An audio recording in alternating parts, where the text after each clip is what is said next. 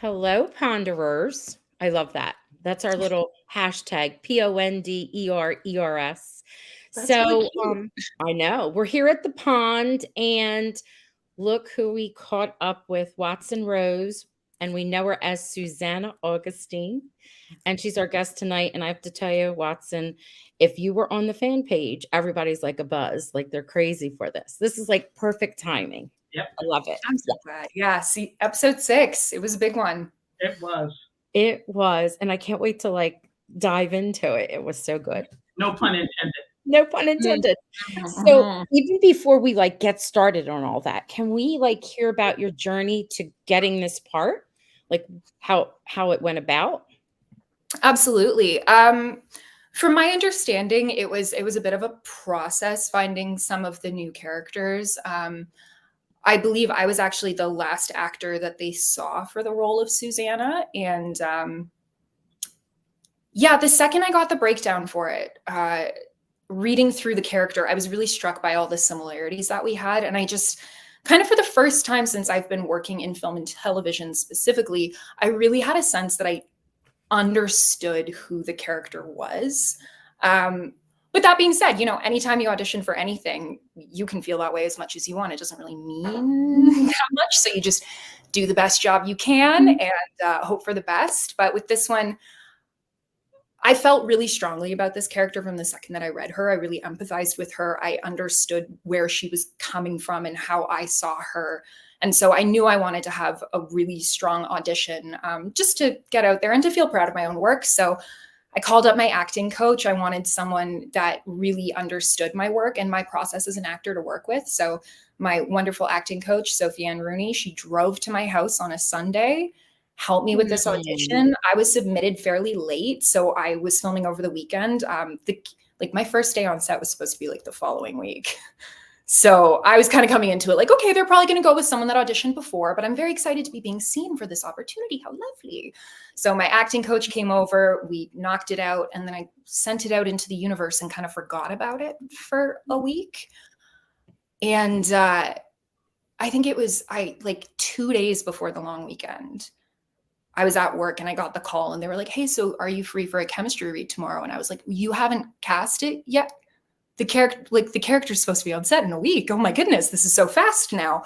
So, oftentimes you hear that these processes take a really long time, but for Susanna, I guess just because they've been looking for so long, it ended up being a really fast process. Between my first audition and my first wardrobe was like 2 weeks, not even. Yeah. Okay. Now, chemistry read, who was your chemistry read with? It was with Kyler. It was with Kyler. Tyler. Cool. Okay. All right. I love Did they that. give you a scene that you used to submit for your audition, a scene from the actual show? Yes, they did. They did. It was all under code names and everything. So at the time, Jacob Landry had been renamed as Isaac. So when I got the script, it was all about Isaac Bishop, etc. Yeah, they kind of try to keep some things under wraps, but the second I got the audition, because not only is it a Hallmark show, but it's a Hallmark time travel show, which is not necessarily something Hallmark does every day. Yeah. Nope. And seeing the cast, even, I was like, okay, I had never heard of the show before. You try your best to keep on top of what's filming, but it's impossible because there's so much. So I knew I needed to watch some of the show. So I went to watch an episode for reference and ended up binging the entire first season very quickly. So I had a pretty solid understanding kind of what the style and tone was. But even with that, this is a brand new era. Reading those sides too, like it's a stark contrast from what's happening in 1999 and 2000, in 2023 and 2024. It was a fun audition to do. It was really fun. One of the things we talk about fairly frequently is how strong each of the female characters are on this show. Each and every one of them. And Susanna has a little bit extra because she's dealing with all of the misogynistic attitudes and the roles that they expected women to play back in the 1800s. How does that inform your performance? I'm so glad you asked that, because that was really what made me fall in love with this character so much. I think it's so easy for us to fall into the trap of when you see the concept of a strong woman, it means that she is going to always be able to stand up and always be able to defend herself.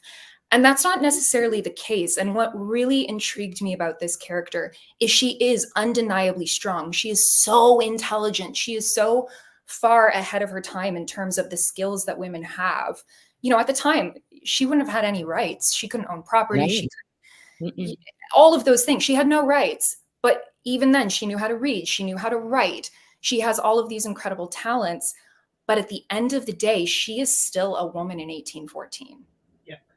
And so that was a really fun dichotomy to start to explore. Not fun, that's the wrong word. It wasn't fun. It's horrible for women in the 1800s. Yeah, but I know what you mean. It's But a it was fun so challenge. interesting. Yeah, I like to Yeah. describe her, the word I use for her, she's like silk. She's strong, but she's soft. You know, even though she is the strongest woman in that town, in that time period, she is still constrained by the fact that she is a woman and she will be treated a certain way. And so it was really great to be able to dive into a character that is that human and that honest. And that's really the beautiful thing about these writers is, yes, it's an exciting story. Yes, it's a mystery. Yes, we get these incredible relationships, but every single character is so resoundingly human. They're all so flawed and all really trying and working for something. And it made it a really exciting character to play.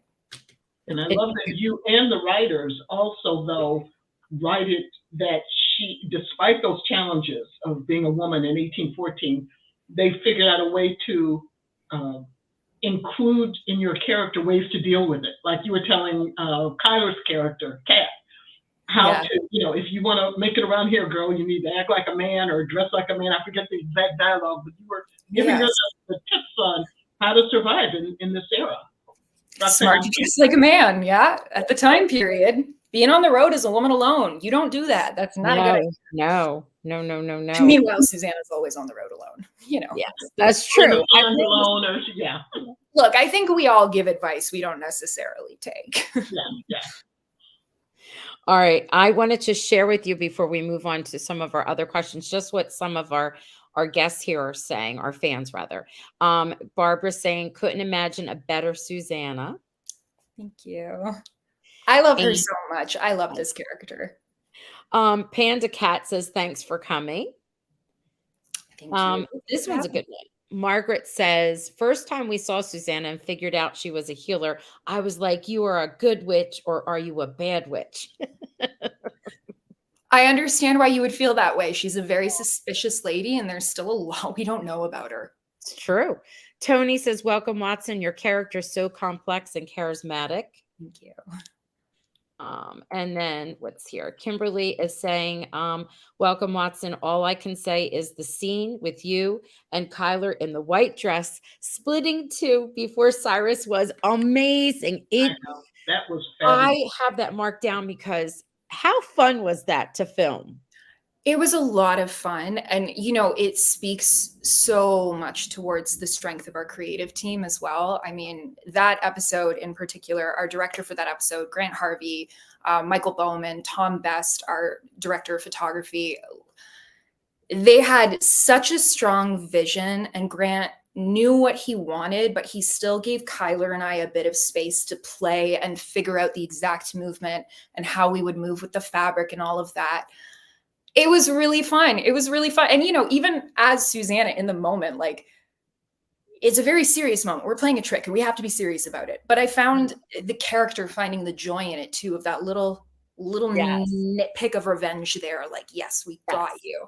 It was just really enjoyable to film as an actor outside the scene and inside the scene. It was an exciting day. That was fun. Was it a set or was it actually part of the... So that was on location. All of the stuff that happens in the catacombs, we filmed on location in like catacombs, essentially. Wow. So we were running down those hallways. I mean, Kyler coming down into that first really murky, dark hallway in that gorgeous shot. Again, the cinematography and the direction of this show is just so stunning. Like that shot of her walking by herself down that dark tunnel. Mm-hmm. That was all on location in the bottom of like an old building in Hamilton. Do you watch the show? in real time? I do. Yeah, I do. You did last week because, or this past episode, because I saw you weren't alone though. There was something Yeah. on like Twitter or X. It was you, Kyler, and Sadie, right? And Mhm. she snapshot a picture and said, we're not live tweeting because we're together watching it live, which was nice. Yeah, it was great. It was a really lovely time. You know, Kyler was in town. It was nice to have the opportunity to watch with her. There were a few other people there as well. It's just really nice, especially, you know, when you're on set and when you're filming together for so long, you really create these strong connections with people. And then Mhm. all of a sudden not seeing them anymore is very Mhm. weird. And Yeah. I know Chris wasn't there that day, Chris, who plays Thomas Coyle. And, you know, Susanna and Thomas, they're like at the, you know, they don't necessarily see eye to eye. But Chris Holden Reed is one of the most wonderful human beings in the world. Like he's Aw. just the nicest man, and not seeing him every day was kind of a bummer. So Aw. I still get to chat with him occasionally, and he's just such a lovely guy. But it was so nice to be able to be in the same room as everyone. That's Yeah. fun. It's fun. It's like when you're away for the summer and you go back to school and you see everybody, right? Like you haven't seen in a while. That's cool. Christina has a question. She says, how exciting and you get to wear those beautiful outfits back in the time. Do you like the clothes in that time? That was something I had wanted to talk about too, your costumes. Yeah. And tell your story about the makeup. Right.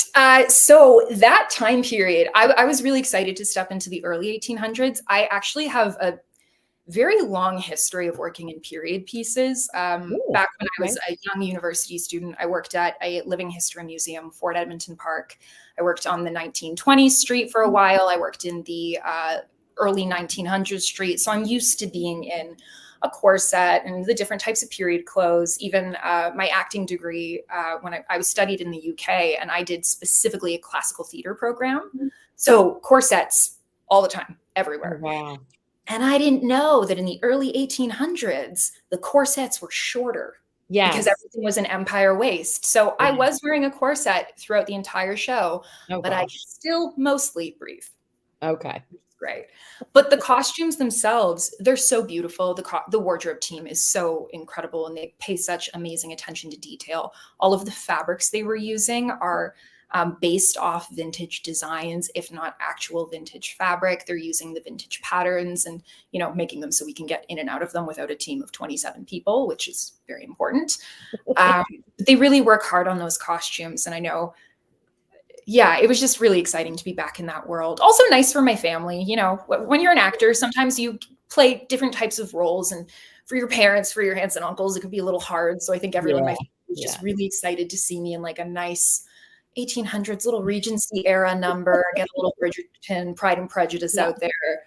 But for the makeup, my favorite part was we were covered in dirt like all the time, Yes. because it's the 1800s, and it's the Yep. 1800s in New Brunswick, and we're not rich people, so we're dirty. I mean, there's a scene of us in a potato patch in Yes, episode. and it was gross. It was gross. It was, but it was great. It was great, and Mhm. luckily, I love dirt. I like being dirty. I like being outside. I like all those things. But my makeup artist for the show, Linda Preston, she was the head of the makeup department. She was doing my makeup, and she had this little joke where she'd be like, "Oh, don't forget to wash behind your ears," because she would literally be rubbing dirt makeup behind my ears. And it shows. The Yeah, and scene that was the with test. It was always, are they grimy enough? Do they need more grime? yes, And the oftentimes the answer was they need more yes. grime. You gotta pay attention to fingers and stuff. Mhm. I thought that when Kat is underneath, in the cellar, and she almost gets found by one of the henchmen, one of Cyrus's men, but you're right there. When you arrive, you're, like, wild. Your hair is wild, you look like you're hot and sweaty, and I'm like, "What happened to her?" And then you clunk them over the head, and I love your reaction and what you say back Mhm. because you say to her, "Yeah, I saved your life, you know, thanks." And then on the way, the 2 of you go. And when I saw you, I was like, "You look dirty." You look Yeah. dirty in that moment with your little white nightie on. Oh, we were. And also, like, you know, we're in an enclosed cellar, essentially, a That's long cellar true. hallway with those torches going, and they laid dirt on the floor. So it was hot and sweaty and muggy down there. So Yeah. we like beyond the makeup, we were gross. Beyond it, okay. Like that wasn't really acting. That was me being gross. Okay. But yeah, no, that's a great moment because the plan's gone so far off at that point. It's like, well, I could have let him capture you, or simplest solution, saved your hiney. Stick. Yeah. I love that. Jean is saying, Watson, you do a wonderful job, and I love your costumes. Thank you, Jean. I do too. They're great. Do you get to keep anything? We always want to know that. Any little you don't, especially if it's something that we haven't seen yet. Do you get to keep anything? Yeah. I know I get very nervous about that. I know some people will occasionally take a little souvenir from yeah. But I was really nervous about that. So I didn't take anything. That's all right. Wait till the series is over. Yes. Yeah, exactly. Because again, you never know what's going to happen in this show. Right. Who's to say where it's going to go, what's going to happen? We don't know. That's the best part. We keep us pondering. That's why we're ponderers. Robin says, amazing acting from both you and Kat. So good and realistic. Thank you. Thank you. It makes it really easy when you have such a wonderful acting partner, and Kyler's amazing. Is there any character from either the 1800s or the 1900s or the 20s that you would like to do a scene with? I mean, I would love to do a scene with Jefferson, who plays Colton. I don't know how they could make that work, but if they could make that work, that would be great. That's Kathy's man. Kathy has a fun name for his character. What's his name, Kathy? Because he's a grandfather on the show. I call him Grandpa Hunky because he's great and he's a nice fella. He's been on with us and he's a very nice guy. And Jefferson's lovely, and he's really not only the character that Susanna has the least overlap with, but he was also on set the actor that I had the least overlap with. I don't think I ever had a day on set where Jefferson was also on set. So whereas a lot of the other actors in the different eras, Samora, who plays Monica, I ran into her a couple times. Sadie was there a few times. David, who plays young Elliot, they were around sometimes, so we did still get to David's so great. He's amazing. Yeah, he's great. So we did get to interact with them, but I don't think I actually was ever on set when Jefferson was there. So yeah, it's more curiosity. And Colton's such a great character, and he's so good at it. He is. He's a good mysterious. Mm-hmm. He's a very mysterious character. He kind of moves in and out in different time periods, and we don't know what his story is, but I look forward to it. Yeah. Watching it unfold. Billy is saying, what has been your favorite scene to film so far? Yeah. So, I mean, the White Witch scenes were fun, just because they were fun. And, being on location is always fun. But I think my favorite scene is the first real conversation that Susanna and Kat have in episode 4 in the Point General store. And very specifically in that scene, in the conversation of Jacob, the reason that I fell in love with this character so quickly is Susanna has a line where she says, when she's talking about her and Jacob, she says, neither of us ever had the words to understand. You've just given him the words. And the second I read that, my heart broke for Susanna. Because she's a woman who is ostracized by her society because she doesn't, because she is not able to contain herself in the way that was appropriate and behave according to the way that society has dictated she should. And she knows and she doesn't when you're different, you can't just turn it off. You can't understand why. You can't necessarily pinpoint oh, I'm a feminist, before the feminist movement had even really started. Right. So that particular line, I felt her amazement and her joy, but I also really felt her heartbreak at knowing that now maybe Jacob could have the answer, but she still didn't have it for herself. Yeah. So that was really the scene where when I read that in the audition, I was like, oh, I know who she is. I see, I get this, I get it.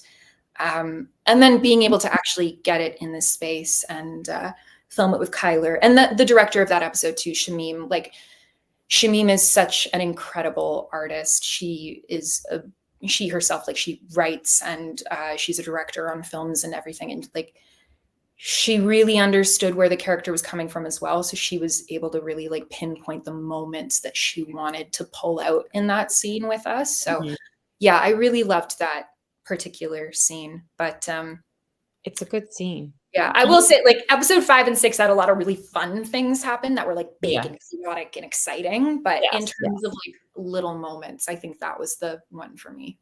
And what I like about that scene too is it gives us kind of a clue, even though at that point we hadn't seen Jacob, adult Jacob, from the 1800s on screen. It gives you a clue to his character, because just the way you described Susanna, you know, kind of an outcast, not your typical female. What is Jacob like that he did fall in love with her and, you know, picked her as his mate? So that must mean he's a very special kind of man too. So I look forward to exploring more and learning more about, you know, Susanna and Jacob. But then we find out that he loves you more like in a respectful way, because you said your marriage would be a marriage of a convenience. That kind of threw us all a little bit. But then that even says even more, that he would tie himself to someone and give up finding your love match, and because he cared about you and he was giving you a way out from Cyrus, which was really good. Like that even says doesn't preclude romance, because despite the fact that it's time travel, it's still Hallmark. So we got to remember that underneath it all, we're still with Hallmark. Yeah. So somebody's going to be loving somebody. And I think there's such a strong bond, again, for people that don't really fit in and don't really understand, that when you find that person that understands you, there is kind of that unbreakable connection. And I mean, at the time period too, like, yes, it's a big sacrifice, but also in a way it isn't, because so many people didn't marry for love in the time. No. Right. So they do love each other so much. Just not necessarily that way.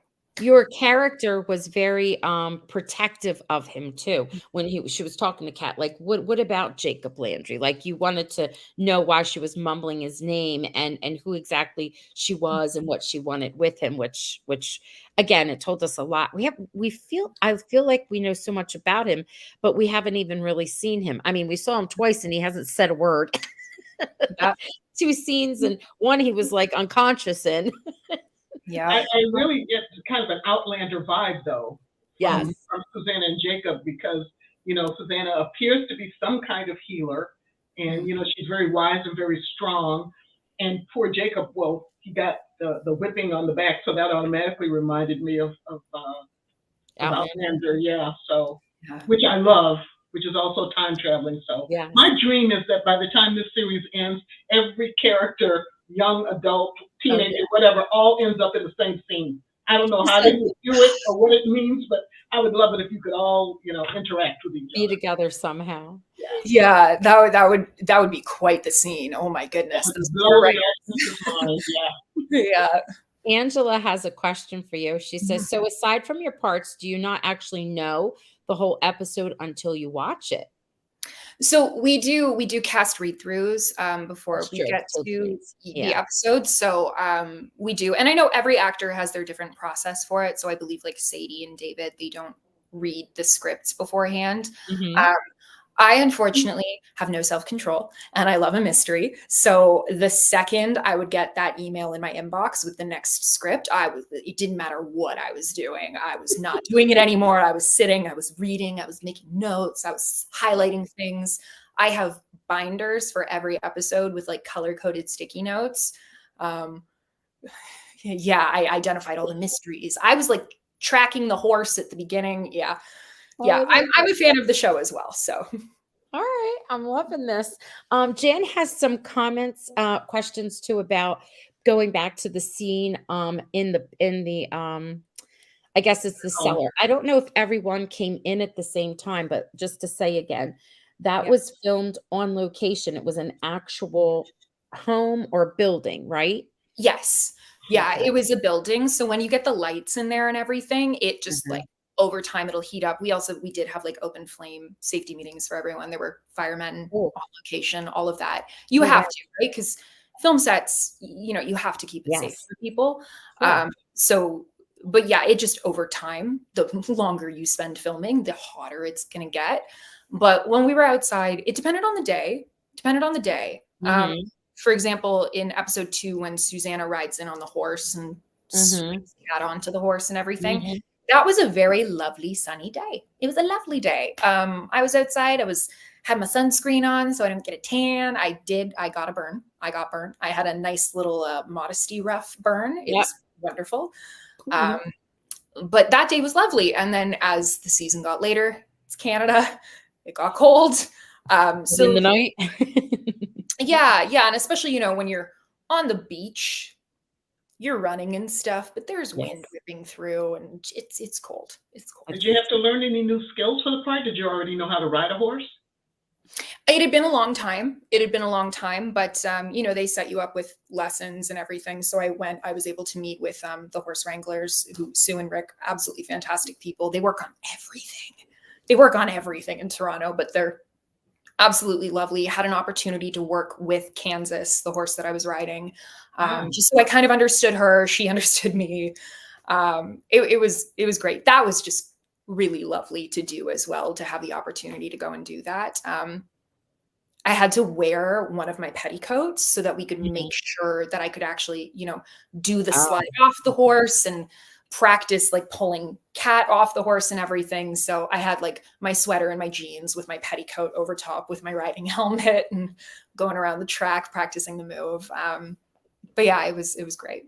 that's fun. That's a good challenge, like a fun challenge. It was great. And that was kind of one of the areas that I wasn't as familiar with. A lot of the other stuff with Susanna, as I said, like she just it crazily happened to be a lot of skills that I already had, which was Cool. nice. That's So it worked out. yeah. That's good. It's good. It's easier, right, to like Mhm. be her. But I love that you have things marked and looked and color coded, like you're so invested in her, Mhm. which I think really shows across the screen to us because we Mhm. forget that it's a show. You should see how passionate people are on the page. And I'm like, hello, it's a the writer wrote that, that's not a real human. And then you don't want to Yeah. insult the fans because they're so excited, but then they start arguing about no and yes. And I'm like, oh, okay. That just goes to show like when somebody gets mad at something, just or like super excited, just how well written, acted, directed the whole thing is. And we're Everyone's just all doing a very great job. invested in the show. Yes, Yeah. yes. And Jessica saying, were you surprised? And I think you kind of talked a little bit about this already. Were you surprised by how well the show has been received and how enthusiastic the fans are?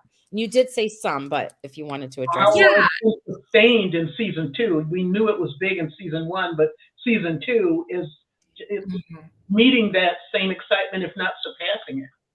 Yeah, and that was kind of the thing, is like I had personally never heard of the show, just Mhm. because, as I mentioned, being an actor, like you try your best to stay on top of everything that's filming in the Right. area, but especially in a city like Toronto, there are so many productions that come through here. It's impossible to keep track of. But I very quickly, as soon as I heard about the show, I very quickly found out how invested and passionate the fans were, which was exciting. With this season, we weren't 100% sure, just because not only is it a new era, stylistically, it's quite Yes, different. it is. Tonally, thematically, it's very similar, but in terms of like the tone and style, even the lighting, again, Yes. 1900s, it's Yeah. also like warm and inviting and nostalgic. And then, the current day, there's a lot of blues and reds and that very Yes. New Brunswick Maritimes feel. And then the Mhm. 1800s is like dark, dirt. We're in cellars. There's candlelight.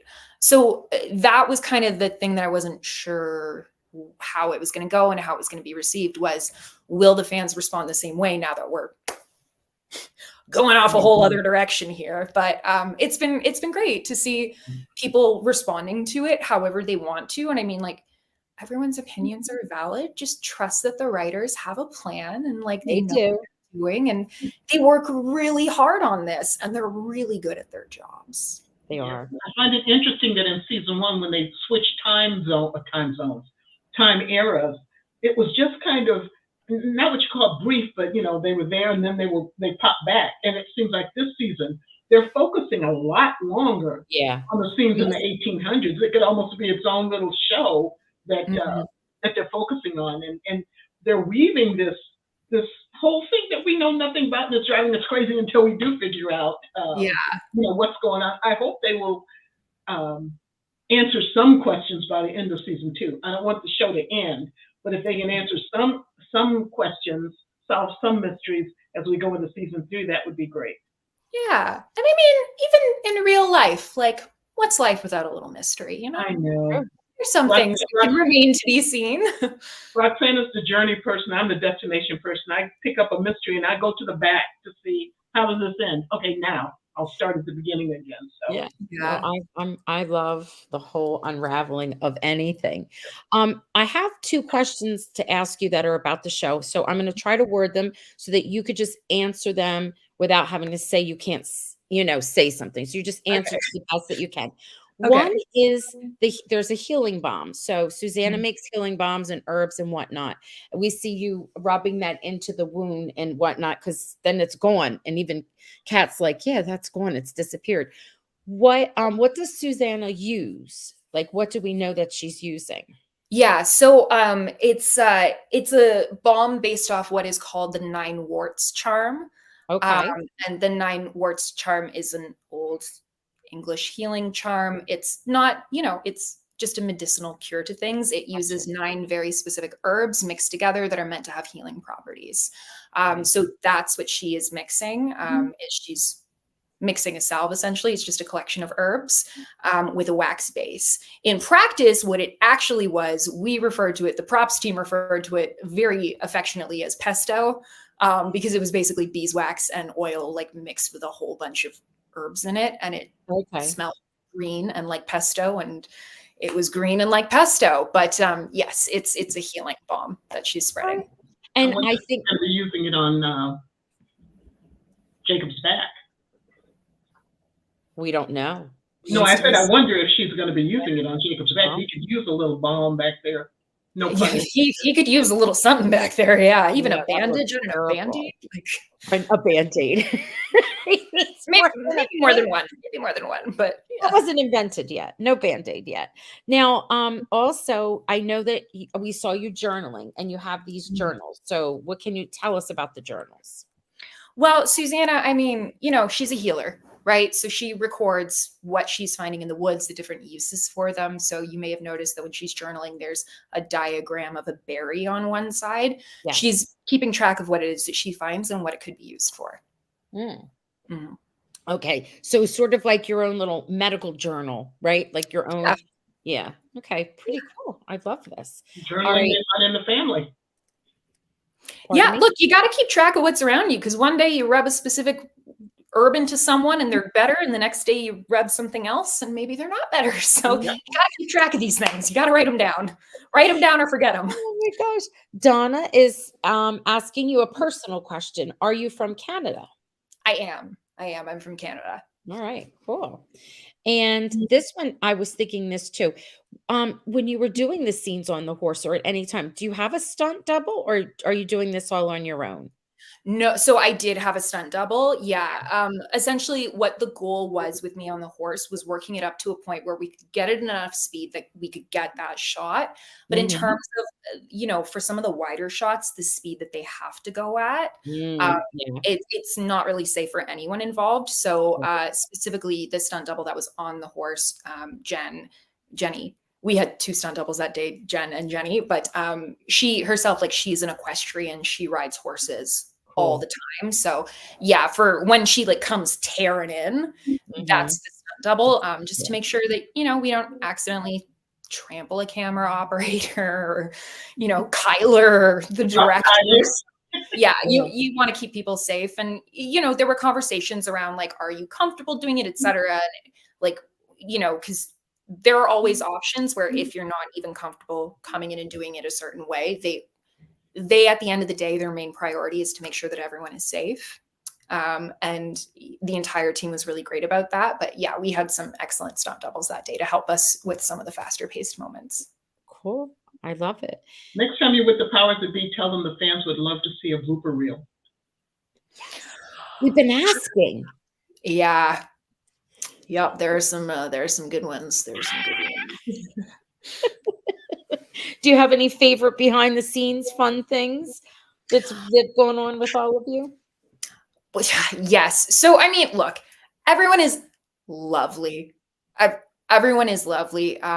You would never know from watching the show necessarily, but for example, Tim Post, who plays Cyrus Goodwin, We met him. Tim is the loveliest man. Yeah, we have He's one. so nice. I know, and he plays such a creep. He plays the worst person, but Yes. yeah, Tim is just a lovely human. Yeah.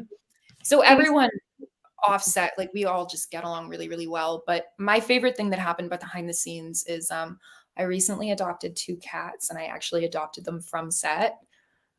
So the barn, Elliot's barn on the Landry farm, that is a location that we film at. And the folks that own it, they have several barn cats. There happened to be a litter of kittens when we were filming. Aww. I love cats. I've always been obsessed with black cats in particular. When I was little, I was really into it, and hearing that black animals tend to be the ones that are last to be adopted, etc. I just developed a great affinity for them, fellow outcasts of the world. And it felt so meant to be.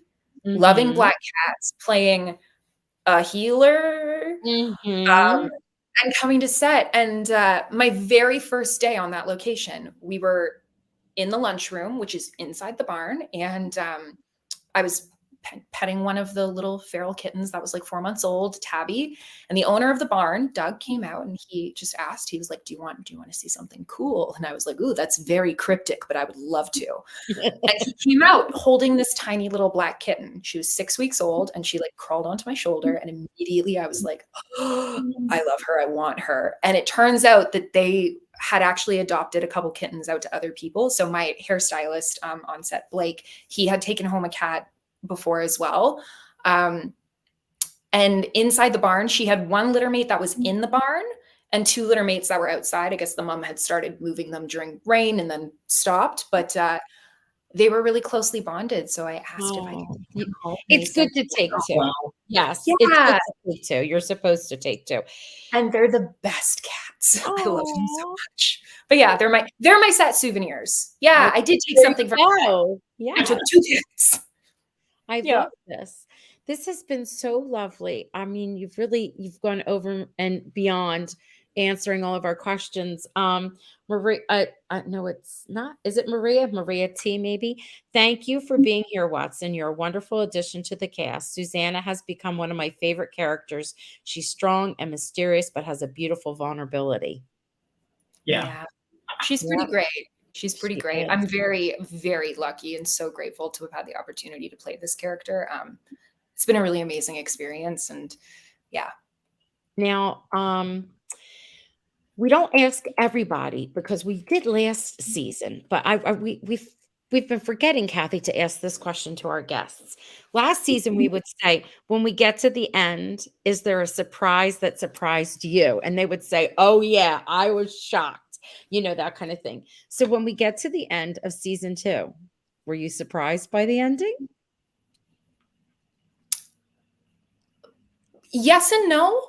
Okay. Yes and no. All right. Being my little detective, I come up with multiple theories, multiple possibilities, and then I kind of just trust the process. The writers are really good at what they do. They're really good at what they do. And I think just, trust the process. It's going to be great. All right. I love it. I love it. I love it. All right. So we wish you luck. Break a leg. Thank you very much. We are excited. Looking forward to the last 4. Is it 4 more? We have 7, 8, 9, wow. 10. Yeah. Yes. All right. And I have some info that Maria shared with me about the air dates because people were getting a little confused. So I'll be sharing all that info. This has been so nice. Again, thank you so much. Thank you so much for having me. And thank you everyone for tuning in. Yes. Yeah, it's been great. we'll be watching and following. I know, right? What happened? I said, I know, right? As if I could stop watching at this point. I know. Me either, and I'm in it. Like, I know. Before you go though, is there anything that you would like us to watch out for? I know you don't have an account on Twitter because they were hashtagging you, which is fine. Yeah. You do have an account on Instagram though, correct? I do have Instagram. Yes, Okay, Instagram. so I'm such a millennial. I only use Instagram. that's okay. So we'll be sure to find you on there. Well, I am, but the others, they'll look you up. And is there anything we should be looking out for? Anything new that you can talk about, or anything you've done? I was thinking as soon as this is over, I'm going to go to IMDb and check out what other stuff you've been in, so I can see some of your other work. But is there anything special that you would encourage us to take a look at? You know what? Actually, not at the moment. I was actually a pretty strict theater actor and nothing else until fairly recently. So, yeah, in terms of Toronto, I've been very much at the beginning of my film and TV career. This was really like the first larger role that I've had in film and TV. It's a perfect one too. It's great. It's been an amazing time. And also something that has really called upon my skills as a theater actor, particularly working in era. That's been really helpful. So that was lovely. And yeah, it's I only did theater for a really long time, and I was in the UK for a while, so a lot of my stuff is out there. But yeah, coming up, just keep your eye on the future. You will. There's going to be exciting things happening. But good. Yeah. All right. So we want to. I'm sorry. Would you come back and see us maybe after the season is over at some point? So Absolutely. when you can talk about more things that have happened, you know, how the season ended up, we'd love to have you back. Yeah, absolutely, of course. And anything new other than The Way Home, if you want us to hop on and chat about it and get it out there, we would love that. Kathy and I do that all the time. Yes, so, absolutely. Yes. Heidi's saying black cats are the best. And I wanted to leave you with a really good one. And this is Maria had set up before. She says, she even has a question. Hi, Watson. Thank you so much for being here. I love Susanna. And what kind of research did you do for your character? You portray her beautifully. I think you kind of answered that question part already where you were, because sometimes these sit in the queue where you told us and you have all your little labels and whatnot. But you really do portray her beautifully. She's real. That's how wild they get about it, which is so nice. It's a good compliment, right? I do a lot of historical research, like understanding the time period is so important. Understanding, like, I researched all of the healing charms, kind of what people would use medicinally at the time, what's available specifically in New Brunswick, because you can't just pop out to the store and get stuff. No. What might be in stock at the store she happens to work at. So I do a lot of historical research that doesn't necessarily come up for the character, but I just find interesting. I love research. I love learning things. So that's always a really exciting part of the process for me, is like digging in. Good. Everyone's saying thank you, thank you, thank you. And you need your own fan page. Start your own fan page. We'll start one for you. Get it out there. We'll join. We'll comment. I know it's a lot of work, isn't it? It's a lot. It is. Yeah. All right. Well, thank you. You have a good night. And so much. Yes. Have a good one. Thanks, everyone. And take care. Thank you. See you next week. Yes. See you next week. See you on Sunday. Yes, we will. Bye. Bye. All right. Hello, everyone. She was amazing. We learned a whole bunch of stuff, especially about that scene and where it was filmed, which was so interesting to know, right? Because it's supposed to be the downstairs of the Lingermore. What's it? Is it Lingermore? Lingmore? Lingermore, I think. Yes. But obviously it's not, because that's a real mansion. And so it was another outbuilding to make it look like it was part of that basement, which that scene was just epic for me. I loved it. All right, friends. So we've moved on, and we'll get to our reactions to things and people sharing things. There are questions that people ask We will not answer them. I'll just overlook them. We do not do spoilers on here at all. So we always talk about just what we know so far.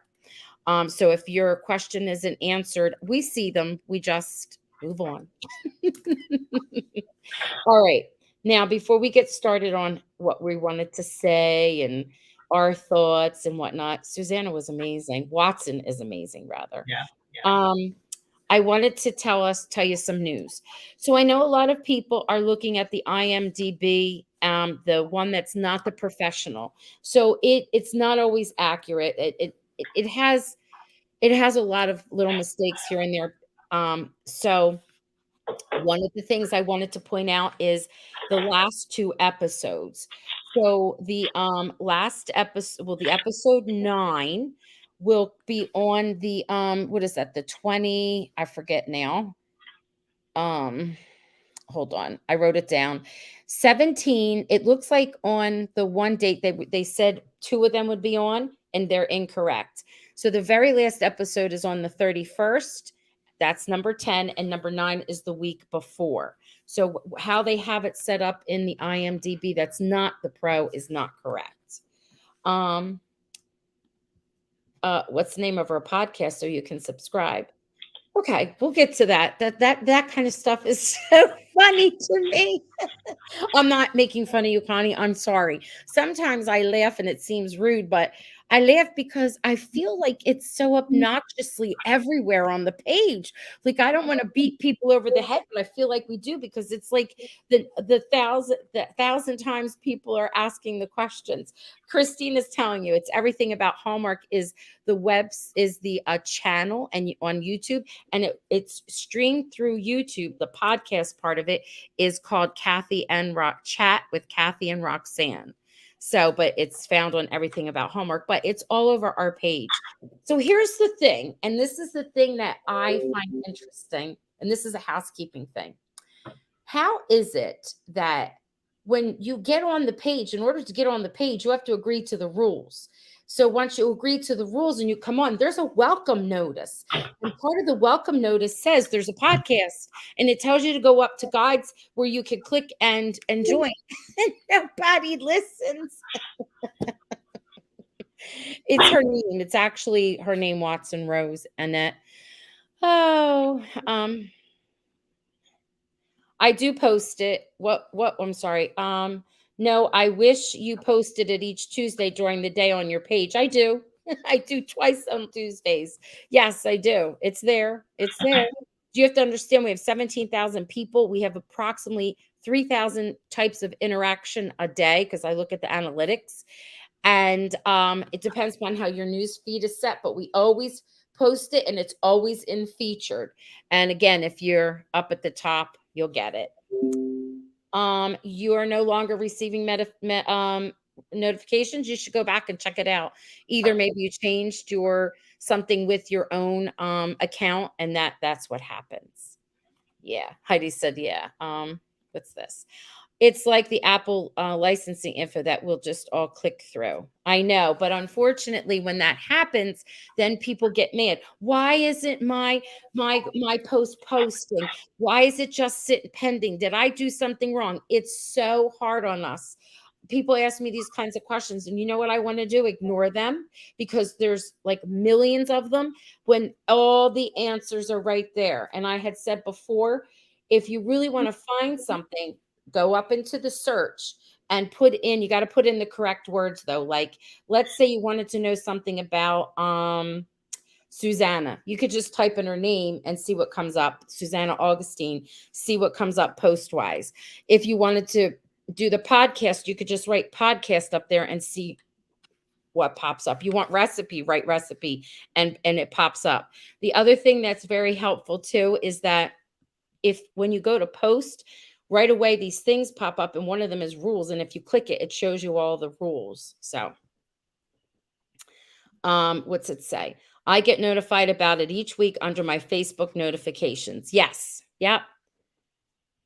Everyone here should know how to get on it now since they're here. Yes. No, I have no news, and if I did, I would absolutely share it. Let's see. I think people get confused because many listen to podcasts on different apps, not on YouTube. But yes, it runs through YouTube, but we tell you how to subscribe. It's all right there. As a matter of fact, let me pop on the page before we go any further, since we always have these questions. I'm going to get on right now. Someone's sending me a message now on Messenger. All right, let's see. Let me show you. It looks like I'm going to post something. Do you see how these things pop up? Where it says rules, it might be backwards, and I'm sorry, but do you see where it says rules? Correctly. Pardon me? It's showing correctly. Okay. See where it says rules? You start to click down on that, and it shows you all of the rules. And it tells you when things are posted and why they're posted and all of that stuff. Follow through all of them. And the point to that, I think, is to actually read them if you're not familiar, and that may save you the trouble of wondering why a post got denied or declined. So it's important to read those and make sure that your post adheres to the rules. So I went up into that little search right there, and I typed in where the little Inspector Clouseau magnifier glasses, and I put in podcast. And when I did that, all the podcast links are coming up. But also at the top of the page is something called guides, and we are going to move on. And when you click guides, it says see this post, right? When you click see the post, it tells you everything about what to do and how to find it for the podcast. So all that stuff is there. You got to navigate around. All right, here we go. All right. Yes, and I do tag. Yes, I do tag on the post. Okay. I hope that they continue the seasons. The show is amazing. Yes. Also, some people ask questions over because of brain injuries and family issues. I have seen people say that. Maybe direct it more. Well, let me say this. People can ask the same questions over and over, and then they can go and look for the answer, because we can't constantly be pushing and putting the same thing up. And so here's the thing. This is what I say to my students. Before you're in a rush to say, oh, I don't know, can I ask, did you try to solve it on your own yet? No. Okay, well, I want you to try to solve it on your own 3 different ways, and then ask me. Jan saying, anyone commenting on not being notified right now while you're on YouTube, there is a little icon in the shape of a bell that has subscribe next to it. Click there. You can request there. Thank you, Jan. They have to have a season 3. The ratings have been great and probably just waiting till the end of the season. True. You're correct. Yes, correct. Let's see. Thanks for your explanation. I have you saved. Good. All right. A good thing. Okay. All right. Let's go with this. All right, Kathy, what do you want? What do you want to tell us about? Oh, you mean about the show? Yeah. Oh, nope. I loved it as usual. It was intense. It brought up more questions than it answered, and I'm in for the ride. I can't wait for the rest of it. I'm just looking forward to Jacob waking up and actually interacting with some of the other characters. Okay. I laugh. I know, because Jacob, we've seen him twice. In his first 2 seeds, he didn't speak. He just looked over and then got carted away. And the other one, he got whipped and he's like unconscious. I think that's hilarious, but in a good way. Yeah. And Cindy, her heart was racing the whole hour. Oh my gosh. It was just so great. I saw a lot of people complaining, saying there's far too many commercials. The funny thing is they have the same amount of commercials as everything. It's not more. Yep. Listen, commercials are so important. I don't get upset by them. Commercials are what ratings are connected to. So a lot of people, I know we talk about this all the time, but they're still saying this. Oh, let's watch it over and over. If you're not part of the Nielsen family, then how many times you watch it means nothing. But it's fun that you watch it. That's great. So the ratings let the network know what kind of commercials can be run in between, their the scenes or the episode, and that's how money is generated and made. So it's important, those commercials. Yes, Heather's like, we are greedy and we just want more of a storyline, but it's the same amount. Yes. And it may be a generational thing, because when I was a kid, there was no such thing as streaming without commercials. Yes. So that was when we went to take bio breaks and went to get a snack. I don't have a problem with commercials either. I know. I remember you saying that. Did you know that there would be a season 2 when they wrote season 1 and finished season 1? The end of season 1 was the last episode. Makes you think they had it written because they were shopping the whole thing. Like, you don't shop around one season. You shop around yes, you shop around with more than one season written, ready to go in your pocket and hope that you get the green light kind of thing. Yeah. Let's see. Yes, agree, Kathy. That would be interesting to see him wake up and get involved with all the other characters. Yeah. One of the things I'm looking forward to is Ted has been so focused on, I got to find Jacob and bring him home. Well, how about we give a little thought to the fact that Jacob grew up in this town? He's had a life there. He has friends there. He has someone he loves there. So I think it'll be very interesting to see if Jacob is like, I love you, sis, but this is my home. It'll be very interesting to see how that all plays out. Yeah. Yep. I'm excited myself. So what was some of the things I wanted to post? Wanted to talk about. Okay. I love at the very end, before Kat jumps in, and that jump she does was always kind of creepy looking to me, how she cannonballs herself basically in there. I love where Thomas is just on that stone, that rock, just standing there watching. Like, what's in his mind? What is he thinking? He knows now, right? So what do you think? I'm not sure what he knows. Where does he think she goes? Maybe she swam off to the other side? I don't know. I guess that's feasible. It depends on how long he stood there waiting to see if she emerged. I don't know. Yeah.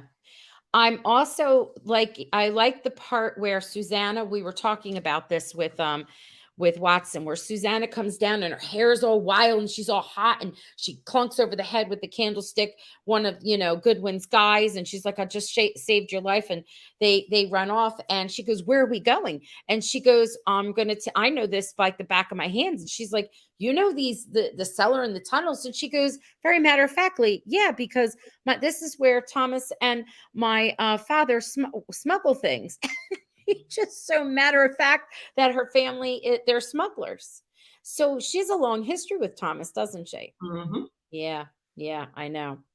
Now, there was something interesting that's leading us to what's going to be happening at in the next upcoming, I think, episode.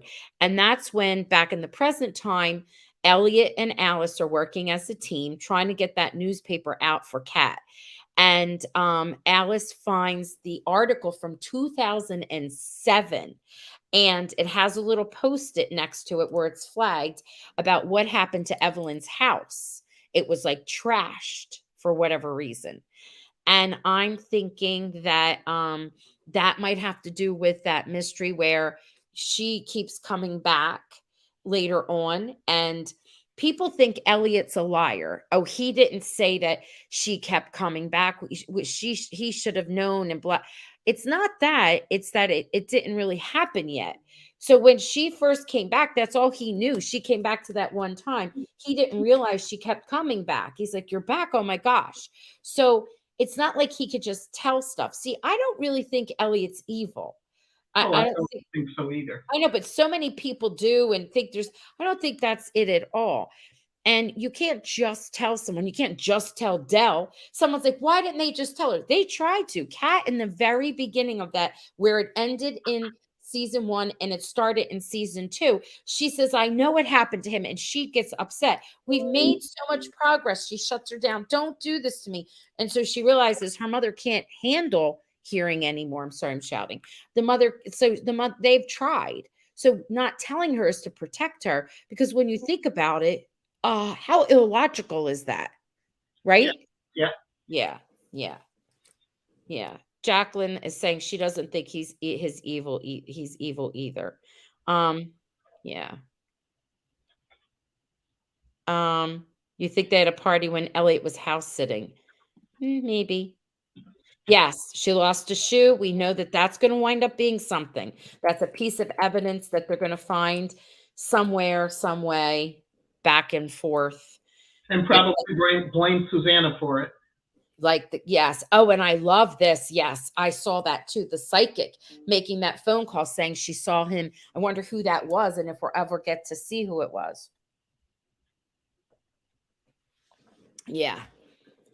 Let's see. I don't think Elliot is evil also. He has a lot to deal with. And he does. And he just slowly unravels and unfolds what is going on. Christine is like saying the glass slipper almost. I have a question about this, Kathy, and everyone else that's here. This is just a thought that I have. I feel like it was almost too obvious that Thomas was the painter because he had those paintbrushes and he said, "My Catherine." What? And I do think he's attracted to her. I mean, she's a strong woman. She's different. He likes that about her. What if he has those paintbrushes because he definitely is a painter, because he's a forger of a sense, like he smuggles. They could be painting and forging like documents or whatever. But what if Susanna can paint? And what if thinking, what if Jacob can paint? Yes. And but he wouldn't call his sister my Catherine. A term of my Catherine is not like a sibling kind of feeling. We don't know that necessarily. I know, but they were very close, and I don't think it's. I don't know. I think that's a little odd for siblings to say my Catherine. This is just my thought on this. But what if Susanna? What if it's Susanna who did that? Maybe Susanna has That's feelings. Otter. Okay, that's Otter. Yeah. Like art. Yeah. Way Otter. Yeah. Loved Elliot's speech, especially how he talked about his family recorded history. He is doing the same thing, recording the events of Kat and Alice. And I don't think Thomas painted the portrait because the bottom corner had the Augustine star. The bottom corner doesn't have an Augustine star because the Augustine star, this is something I've been trying to explain to people, and they're like, "Oh, it's my opinion." No. In the Augustine is a book. And in the book, there is a groove, right? In the book, there's a groove. And then in the groove is an X within an X. And that groove in the book is what's going this way, but their star is an X within an X. An X within an X is not the same as the star that's in the corner of that painting. The star that's in the corner of that painting is actually a compass rose, and you need a north, a south, an east, and a west to have a compass rose. Totally different.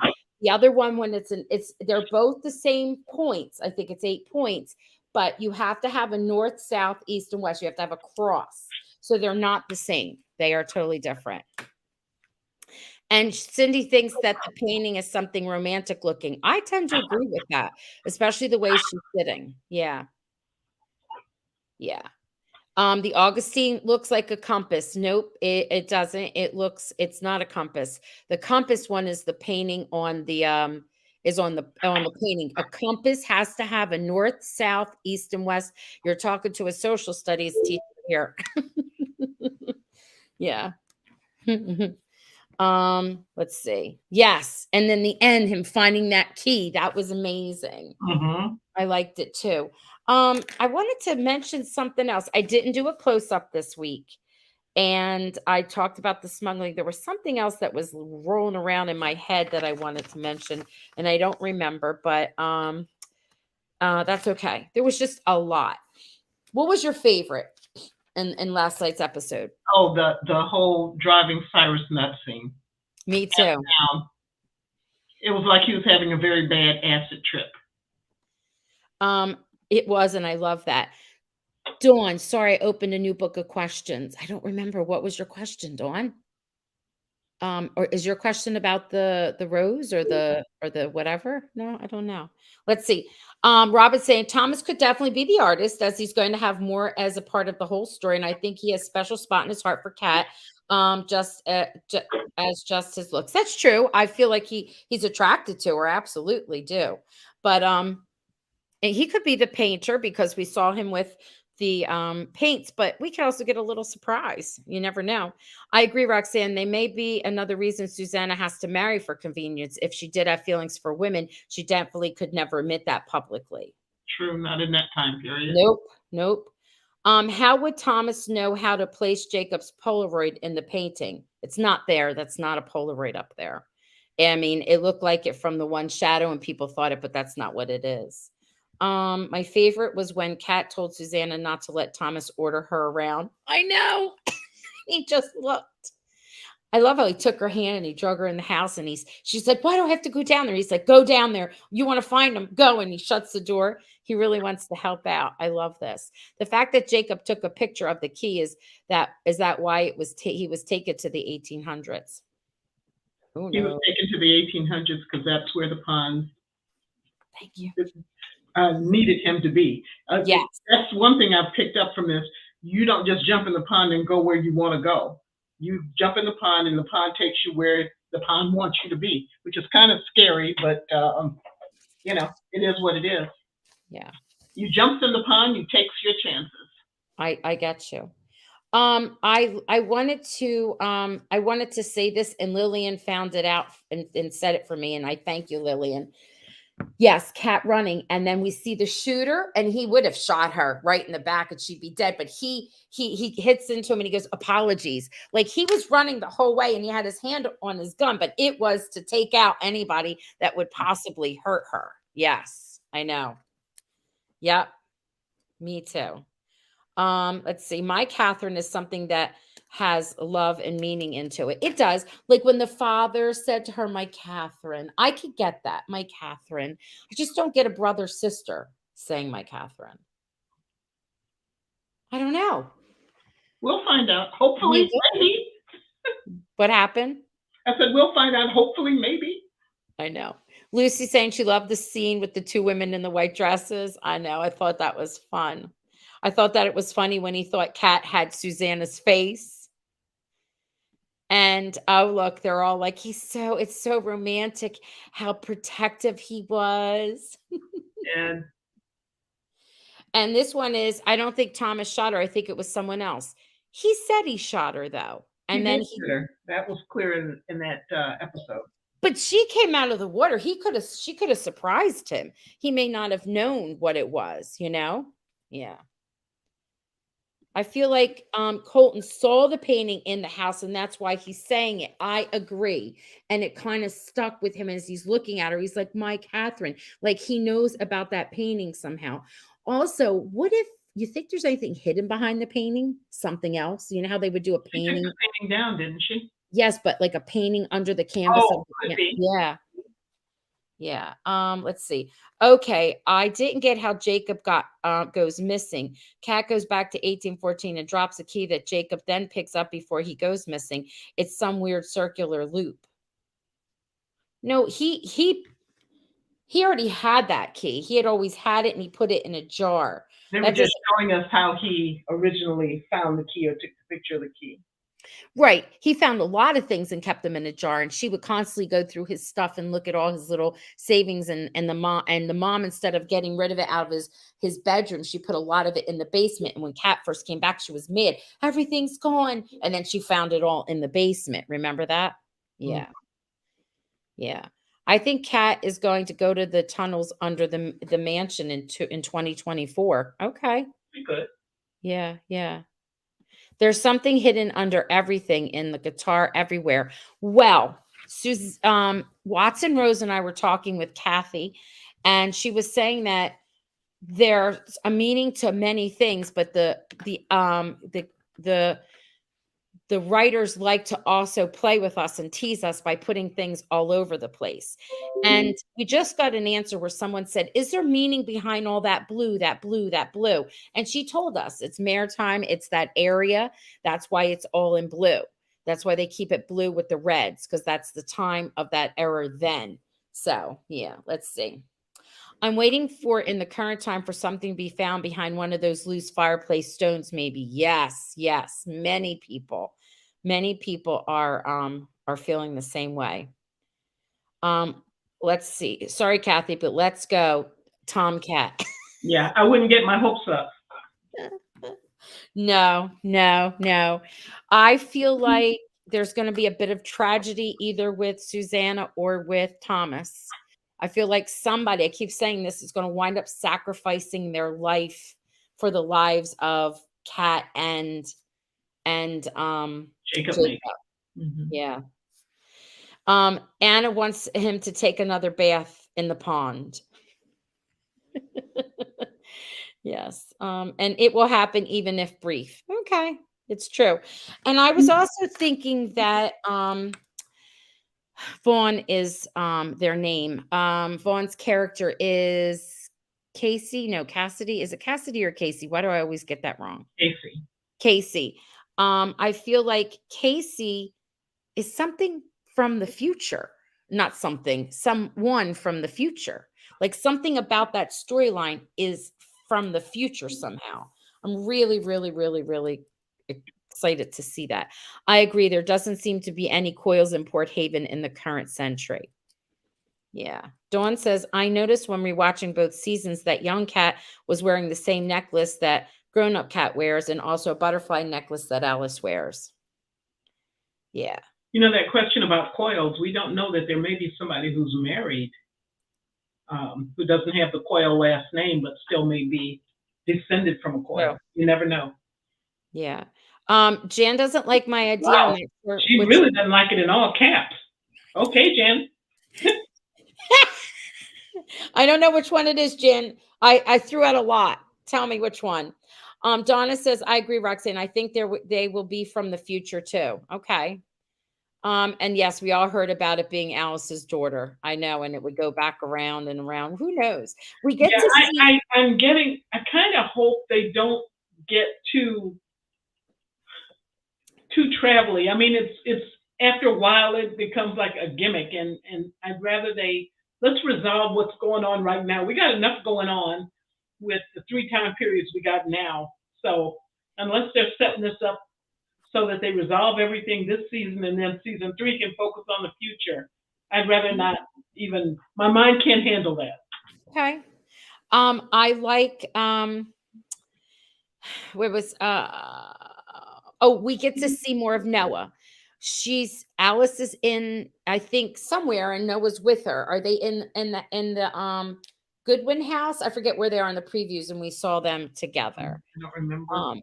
Maybe Rita is a Coil. The fact that someone was going to die is, wait a minute, is to protect the others. Oh, yeah, I know, but I think, and I don't mean any of the other cast that's been on for a while. I'm talking about Thomas or Susanna, one of them dying.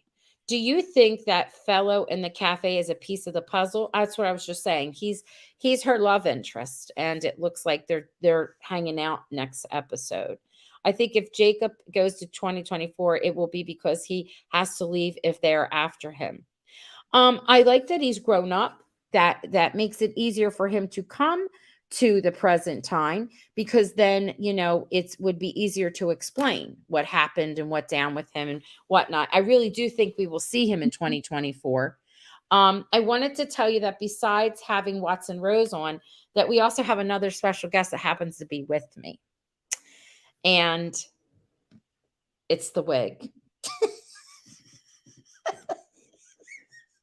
I love that they put that wig on Kyler and had her like mimic her, and that was just so great, because when we saw her in the last season, everybody's like, how's her hair get that way? How can it be that long? How long does she have to be in the past? Does her hair grow during the past?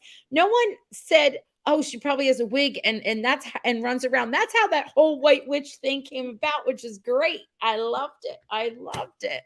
Oh gosh. Oh, she's too busy in the pond to open boxes. That's true.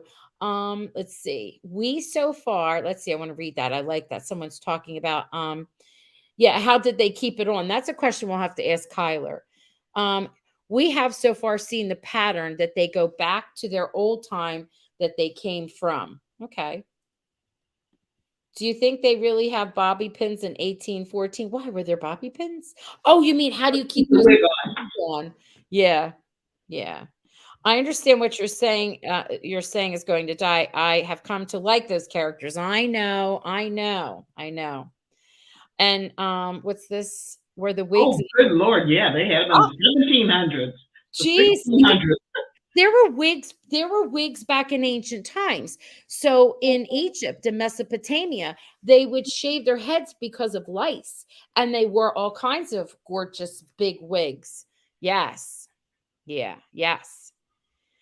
Is that the same wig from the other show? Hello. Listen, this wig has traveled through time.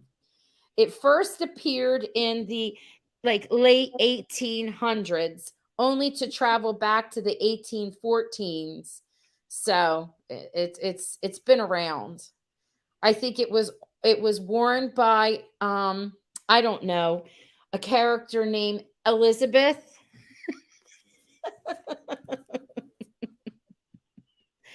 Oh, yeah.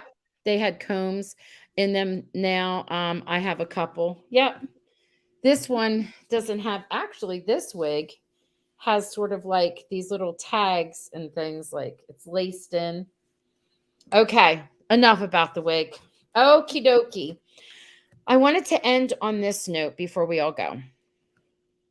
And this is an important note. And I know it sounds like I'm scolding everyone. Just bear with me. I'm tired. There's 17,000 people on the page, and everybody wants to ask me the question. Reach out to Kathy. Reach out to Christina Lohman. Reach out to Chris Gano. They're all on there, and you can ask any of them. They're all admins. We're all five. No, I can't even count. 4 admins. And we even have a moderator, Rona, who likes to post spoilers. But thank God they're videos, and you can only, if you click on them, do you see? All right, so back to this. And yes, you can. Some people get downright nasty when I'm trying to explain something to them. They're like, "Who do you think you are?" And I'm thinking, I'm trying to run. Are you on the page? I know. And I don't want to be like, so are on the page, but this is what happens. And I think I'm preaching to the choir here. But if you see other comments, help us out. Okay. If you see a negative comment, just hit report and we can see it, and then we take care of it. Don't try to engage and cause a whole big ruckus. If people disagree with you, they're allowed to. Don't bother sending that to me, not unless they're doing it and they're mean.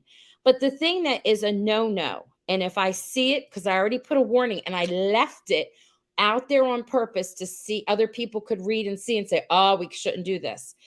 Then next time I see it's just an instant suspension. We will not we can talk about characters, not liking characters. Cyrus is mean. Cyrus is evil. He creeped me out. I get all that. But we will not talk about the physical appearance or the acting ability of anyone. We will not be derogatory in any way, shape, or form. If someone is not your cup of tea physically, we don't need to know. No one needs to know that. If someone's excited and saying, oh, I love, that person's hot or handsome, okay, that's fine. We don't need to be too graphic in detail. That's a no as well. But if you come along and say, oh no, he's skinny, or he's this, or she's that, or whatever, we don't need to hear it. We don't want to see it. Okay. Right? Yes. Good advice. Yes. And Barbara, wait a minute. What am I missing, Barbara? People are giving you hugs. And what's this say? Hugs, Barbara. I did children's parties and always had to wear bobby pins. Hugs to you. Glad you're well. Barbara had chemo, and that's how she had experience with wigs. Oh, Barbara. I'll give you a hug. Hug. Oh. They do stay on. My best friend is a breast cancer survivor.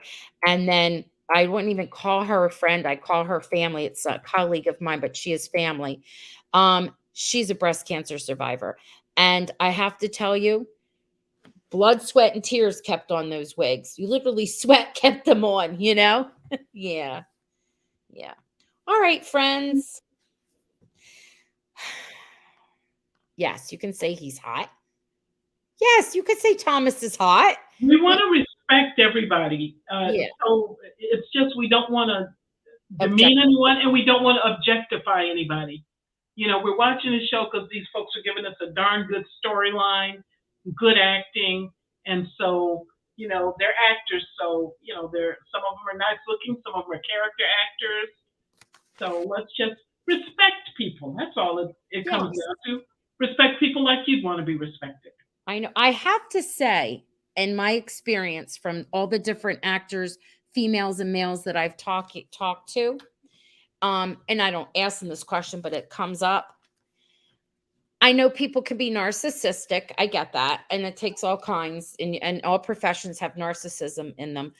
But a lot of the actors get a little sad when someone says, "Oh, I love him because he's hot," or "I love her character because she's so hot," or whatever. It kind of takes away from their gift and their art of being an actor. They would rather hear or know that you enjoy their character because they have the ability to suspend reality for you. Like you're there and you're in that moment and you forget that, you know, Thomas is not Thomas. You know what I mean? Or Cat is not Cat. And one of our fan pages that I am on, that happens all the time. Oh, he's so hot and I'm like, that's just the same thing with a woman when and men saying that. So we just want to enjoy them for who they are. Yes, you can say someone is handsome. We get that, but gotta be Shouldn't careful. be the only thing. Yes, let's be respectful of everyone. The writers, the directors, everyone. All right. That's enough of me being preachy. All right, Kathy, are you tired and we ready to say good night? I think I am. All right. We love you. Thank you for all coming on. And look forward to another exciting episode on Sunday and then dishing it on Tuesday. Yes, yes. And at midnight, all of your posts that people send, I feel bad. Get it out there when people are asking questions. Those kinds of things you should go put into the side chat because you could do it immediately and get answers. When you try to do it as a post, it's going to take days, not till tonight will it be answered. All right. Thank you, Brenda. Thank you, Jan. Thank you, Anna. Thank you, Stella. Thank you, Tony. Thank you. Thank you. Thank you, Donna. Good night, Maria. Yes, I know. I love hearing about the amazing survivors. Yes. Rona, thanks.